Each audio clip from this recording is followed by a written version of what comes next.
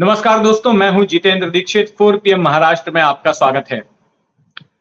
प्रधानमंत्री नरेंद्र मोदी आज फिर एक बार महाराष्ट्र में आ रहे हैं और बीते 10 दिनों के अंदर महाराष्ट्र में उनका ये दूसरा दौरा है। इससे पहले भी वो मुंबई आए थे और कई योजनाओं का उन्होंने उद्घाटन किया और इस दौरे में भी वो पहुंच रहे हैं साईं बाबा की नगरी शिरडी में, जहां से कई परियोजनाओं का वो उद्घाटन करने वाले हैं।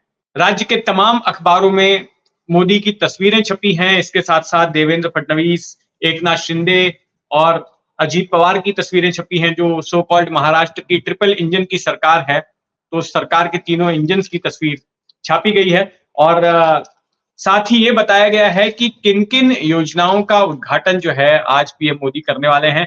कुल 14,000 करोड़ रुपए की योजनाएं हैं, जैसे कि जानकारी इस विज्ञापन में दी जा रही है, जिसमें सबसे बड़ी योजना है नमो शेतकरी महासम्मान निधि, यानी कि जो प्रधानमंत्री किसान सम्मान योजना है उसी की तर्ज पर इस योजना को बनाया गया है, जिसमें कि 12,000 रुपए हर किसान परिवार को सालाना दिए जाएंगे, जिसमें से 6,000 रुपए भारत सरकार देगी और 6,000 रुपए राज्य सरकार की ओर से दिए जाएंगे। तो इस तरह की योजना की शुरुआत हो रही है और फिर इसके साथ कई और भी योजनाएं हैं, जैसे कि साईं बाबा मंदिर में दर्शन के लिए लगने वाली कतार के नए कॉम्प्लेक्स का उद्घाटन है।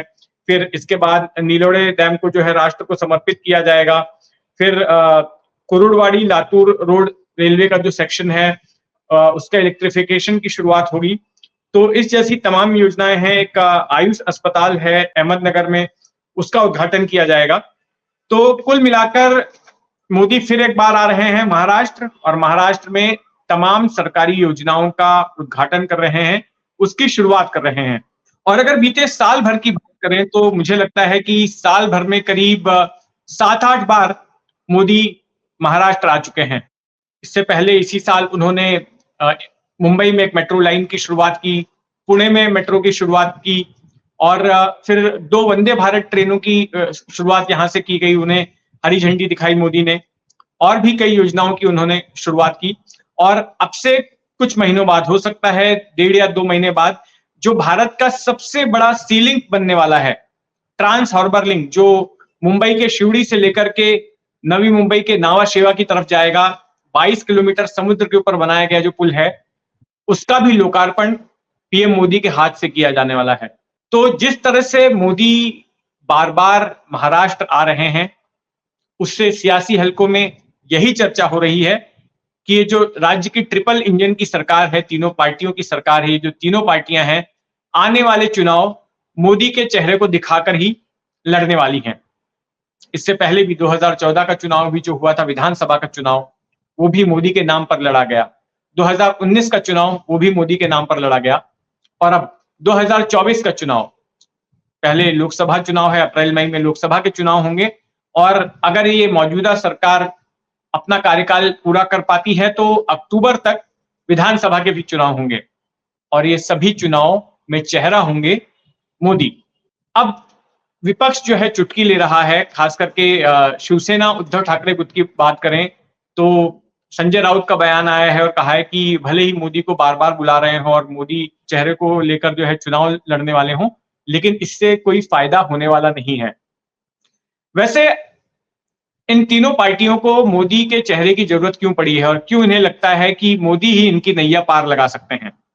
दरअसल महाराष्ट्र में इस वक्त जिस तरह के घटनाक्रम चल रहे हैं, उन्होंने सरकार को सासत में डाल दिया है। इस वक्त मराठा आंदोलन का मुद्दा गरमाया हुआ है। फिर से मराठा नेता मनोज जरंगे पाटिल वो अनशन पर बैठ गए हैं और अब सरकार के लिए मुसीबत खड़ी हो गई है, चक्रव्यूह में फंस गई है सरकार कि इससे बाहर कैसे निकलें, क्योंकि अगर मराठा नाराज हो जाते हैं तो फिर सरकार के लिए, इन पार्टियों के लिए सरकार में वापसी में दिक्कत हो जाएगी और इसका असर लोकसभा चुनाव पर भी पड़ेगा, क्योंकि मराठवाड़ा इलाका जहां पर मराठाओं का ज्यादा कंसंट्रेशन है, वहां पर 10 सीटें ऐसी हैं, 10 से 12 सीटें ऐसी हैं जहां चुनाव नतीजों पर मराठा समुदाय अपना असर डालता है, तो इसका असर लोकसभा चुनाव पर भी पड़ेगा। तो ये एक अहम मुद्दा है। दूसरी अहम बात यह है कि मराठाओं के अलावा ओबीसी भी नाराज हो रहे हैं, क्योंकि मराठा आरक्षण देते वक्त जब सितंबर में मान मनौवल हुआ, सरकार की तरफ से मराठा नेताओं को मनाने की कोशिश की गई, तो उनको ये कहा गया कि आपको ओबीसी कोटे के तहत आरक्षण दिया जाएगा। तो इससे ओबीसी के नेता नाराज हो गए और उन्होंने कहा कि वो आंदोलन पर उतरेंगे।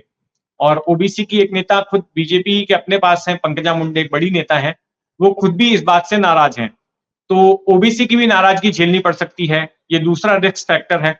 और इसके अलावा धनगर समुदाय भी शेड्यूल्ड ट्राइब में आरक्षण मांग रहा है, उसको आरक्षण नहीं मिला है और मामला अदालत में है। तो धनगर समुदाय की भी मांग है सरकार से कि उसे भी आरक्षण दिया जाए। तो ये मामला भी अब गरमा रहा है और खुद बीजेपी के एक नेता हैं गोपीचंद पडळकर, उन्होंने खुद बागी तेवर अपनाए और सरकार पर दबाव बनाने की कोशिश की कि धनगरों को आरक्षण दिया जाना चाहिए। तो ये 3 आरक्षण से जुड़े मुद्दे हैं, ये एक रिस्क फैक्टर है। फिर इसके बाद एक सवाल आता है सहानुभूति लहर का। जिस तरह से बगावत हुई शिवसेना में पिछले साल और इस साल एनसीपी में, उसके बाद से एक चर्चा हो रही है कि क्या किसी तरह की सहानुभूति लहर जो है चुनाव के वक्त पैदा हो जाएगी, जिसमें कि जिस लहर का फायदा उद्धव ठाकरे को होगा और लोग सहानुभूति के चलते उद्धव ठाकरे को वोट देंगे। दूसरी ओर उद्धव ठाकरे ने भी अब जो शिवसेना का पारंपरिक चरित्र रहा है, कट्टर हिंदुत्ववादी पार्टी का जो उसकी छवि रही है, उसको बदलने की कोशिश की है और बड़ी हद तक कामयाब भी रहे हैं। जो एंटी मुस्लिम स्टैंस शिवसेना का रहा है, वो शिवसेना ने, उद्धव ठाकरे वाली शिवसेना ने छोड़ दिया है और साथ में मुसलमानों को भी अपने करीब लाया है। तो एक ये फैक्टर भी है।